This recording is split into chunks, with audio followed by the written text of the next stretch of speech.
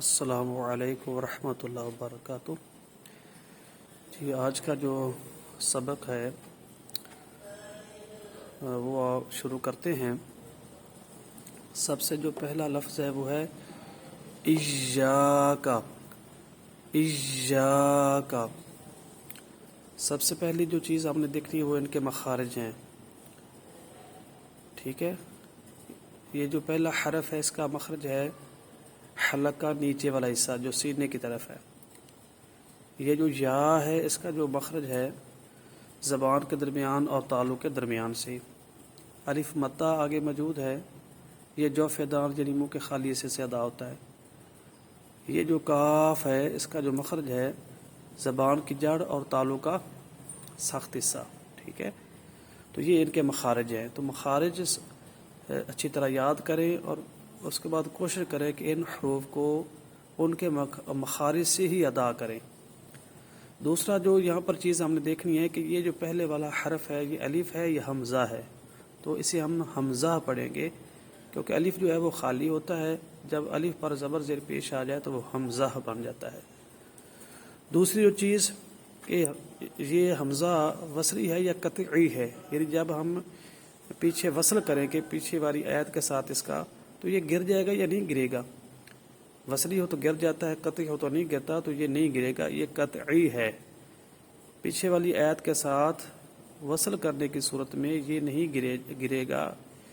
یہ دونوں صورتوں میں اگر پیچھے وقف کیا جائے یہاں سے ابتدا ہو تو پھر بھی ہم ایاک ہی پڑھیں گے، اگر پیچھے وصل ہو تو پھر بھی ہم اس کو ایاک ہی پڑھیں گے۔ دوسری جو چیز یہ الف ہے، اس سے پہلے زبر ہے، یہ کون سا الف بنا؟ الف مدہ بنا۔ حروف مدہ 3 ہیں، الف مدہ، واو مدہ اور یا مدہ۔ ان کو ایک الف کی مقدار دراز کرتے ہیں، تو چونکہ یہاں پر الف مدہ پایا جا رہا ہے، حروف مدہ میں سے ایک حرف مدہ موجود ہے الف مدہ، لہذا اس کو دراز کریں گے۔ ایاک، اییا، اییا، یعنی یہ انگلی کھولنی ہے، جتنی دیر لگے اتنی دیر آواز جاری رکھیں گے۔ تو ایاک۔ آخری جو چیز یہاں پر تشدید موجود ہے، تو جو تشدید والا حرف ہوتا ہے اس کو 2 بار پڑھا جاتا ہے اور خوب جماؤ کے ساتھ پڑھا جاتا ہے، ٹھیک ہے، خوب جماؤ کے ساتھ 2 حرفوں جتنی دیر بھی لگتی ہے تاکہ پتہ چلے کہ یہاں پر تشدید ہے۔ اگر کوئی پڑھے گا نا یا کا تو وہ تشدید صحیح ادا نہیں ہوئی، اسے پڑھیں اییا کا، اییا کا، تھوڑی سی دیر بھی، جماؤ بھی، اور تشدید کی ادائیگی ایسی ہی ہوتی ہے، اور 2 حرفوں جتنی دیر بھی لگائیں، ٹھیک ہے۔ اور دوسرا جو لفظ ہے وہ ہے نعبدو۔ کیا لفظ ہے؟ نعبدو، نعبدو۔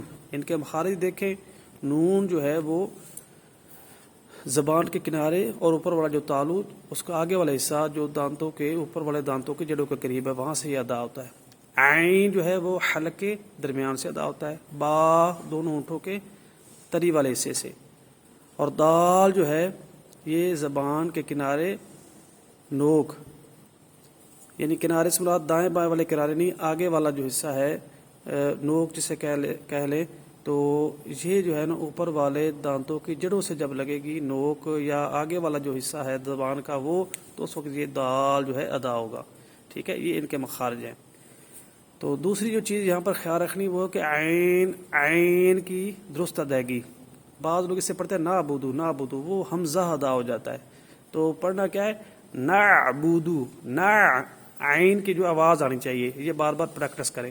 نعبدو، نعبدو، با پر قلقلہ ہوگا، دال پر بھی قلقلہ ہوگا، یہ حروف قلقلہ میں سے ہیں۔ حروف قلقلہ 5 ہیں جن کا مجموعہ قطب جدین ہے، تو ان میں سے با بھی ہے اور دال بھی ہے، لیکن یہاں پر جو قلقلہ ہوگا نا سب سے کم درجے کا ہوگا، کوئی ماہر قاری ہی محسوس کر سکتا ہے یا کوئی تجربے کا استاد ہو وہ محسوس کر سکتا ہے۔ اتنا واضح نہیں ہوتا کیونکہ جب ان پر سکون آ جائے تو واضح ہو جاتا ہے، جب تشدید آ جائے اور واضح ہو جاتا ہے، جب وقف آ جائے سکون کے ساتھ تو اور واضح، اور جب تشدید کے ساتھ وقف آ جائے تو سب سے قوی اور بڑے درجے کا قلقلہ ہوتا ہے، خوب واضح ہوتا ہے۔ تو یہ ہوگا صحیح قلقلہ۔ بعض لوگ سمجھتے ہیں کہ شاید زبر زیر پیش آ جائے تو قلقلہ نہیں ہوتا، وہ غلطی پر ہے، کیونکہ قلقلہ صفت لازمہ ہے، یعنی ان حروف میں لازمی طور پر پائی جاتی ہے، کبھی جدا نہیں ہوتی۔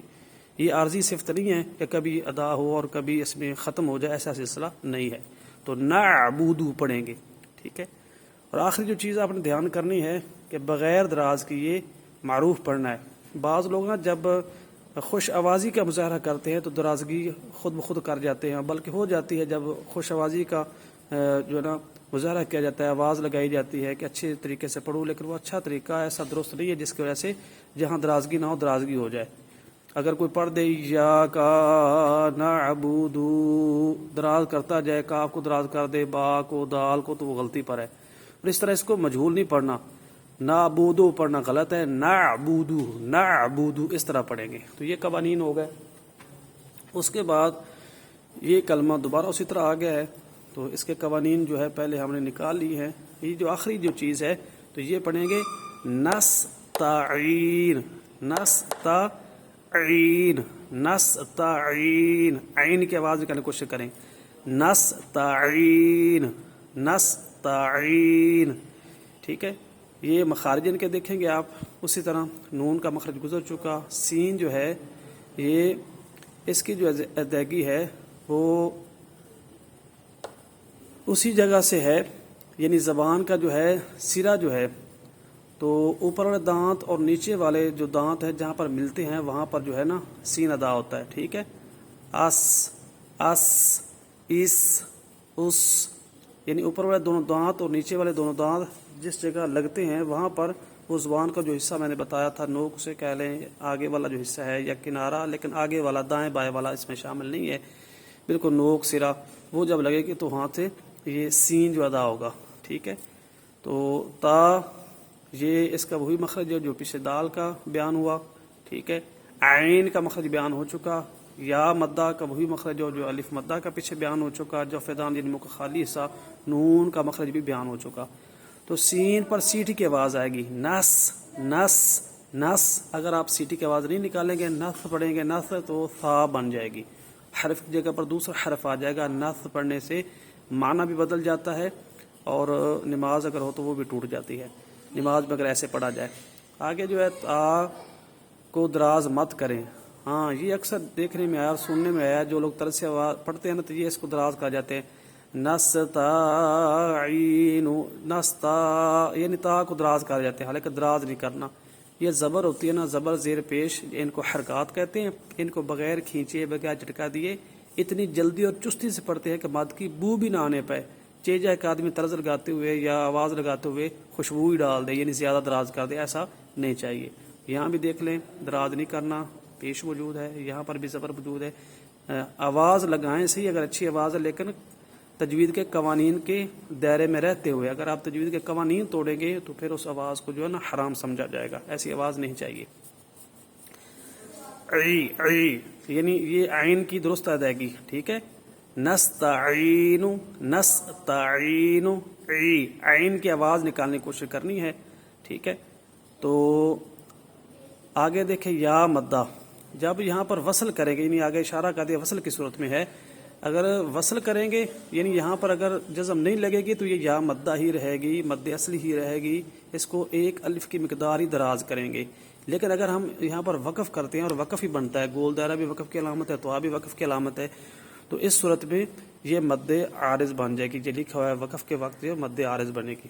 جب حرف مدہ یا کھڑی حرکات کے بعد عارضی طور پر سکون یعنی جزم آ جائے تو وہ مد عارض جو ہے نا بن جاتی ہے. تو اس کو کم از کم 2 الف مقدار دراز کرتے ہیں اور زیادہ سے زیادہ 3 الف کی مقدار دراز کرتے ہیں. آگے وقف بالاسکان ہوگا، یعنی اگر وقف کرتے ہیں اور وقف ہی یہاں بنتا ہے، یہ تو سمجھانے کے لیے ہوتا ہے کہ بالفرض وصل کریں، یہ جو وصلی صورت لکھی ہوئی ہے تو اس وقت کیا ہوگا.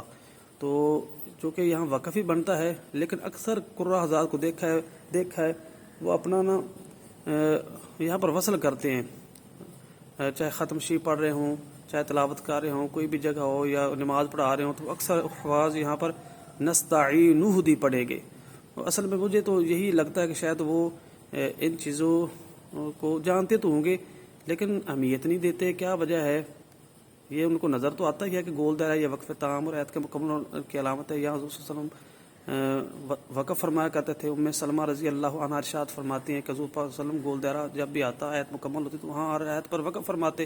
تو سنت طریقہ بھی یہی ہے. اور تو بھی یہ وقف مطلق کی علامت ہے. یہاں ٹھہرنا چاہیے، وقف کرنا چاہیے. یہ علامت وہاں ہوتی ہے جہاں مطلب پورا نہیں ہوتا، بات کہنے والا بھی کچھ کہنا چاہتا ہے، لیکن یہ وقف مطلق کی علامت ہے. یہ بھی وقف بھی، یہ بھی وقف کی تو میں یہ تو نہیں کہتا کہ ان کے پاس علم نہیں ہے، یہ چیزیں ہوں گی، لیکن ان کو اہمیت کیوں نہیں دیتے؟ یا پھر یہ ہے کہ یہ دکھانا چاہتے ہیں کہ ہمیں وصلی صورت آتی ہے، ہم کو پتہ ہے کہ آگے حمزہ ہے وہ وصلی ہے، وہ ہم نے گرانا ہے اور نون کو ہم نے ہا کے ساتھ ملا دیا ہے۔ کوئی اگر سادہ آدمی یا عام ہوگا وہ کہے گا کہ ایہدی تھا، انہوں نے نوہدی کیسے پڑھ دیا، وہ حمزہ کیوں گیا، تاکہ ہم پھر بتا سکیں کہ ہمیں ان چیزوں کو پتہ ہے۔ یعنی اس کے علاوہ کیا وجہ ہو سکتی ہے؟ تو اگر ان چیزوں کا کس پہ علم نہیں تو وہ علم سیکھے۔ یہ رموز و کاف جو علامتیں ہیں نا رموز و کاف کی، یہ لگائی اسی لیے گئی ہیں تاکہ ان کے مطابق ان کی روشنی میں قرآن پاک پڑھا جائے، ٹھیک ہے نا جی۔ تو یہی چیز بتائی گئی ہے کہ 1 نمبر پر گول دائرہ یہ وقف تام رعایت کا مکمل ہونے کی علامت ہے۔ یہ اصل میں نا آیتن لفظ جو تھا اس کی آخری گول تا تھی، وقف کی وجہ سے وہ گول ہا بن گئی، پھر قصد استعمال کی وجہ سے اسے گول دائرہ سمجھنے لگے، اور یہ اصل میں ہے گول تا جو وقف کی وجہ سے ہا بنی ہوئی ہے، ٹھیک ہے۔ تو پورا آیت لفظ نہ لکھا، کیونکہ رموز و کاف کے متعلق یہی قانون ہے کہ وہ پوری چیز نہیں لکھی جاتی۔ یہ جیسے یہ وقف مطلق ہے، یہاں وقف مطلق لکھتے تو جگہ زیادہ چاہیے تھی، تو ایک توا اس میں سے نکال کر لکھ دیا۔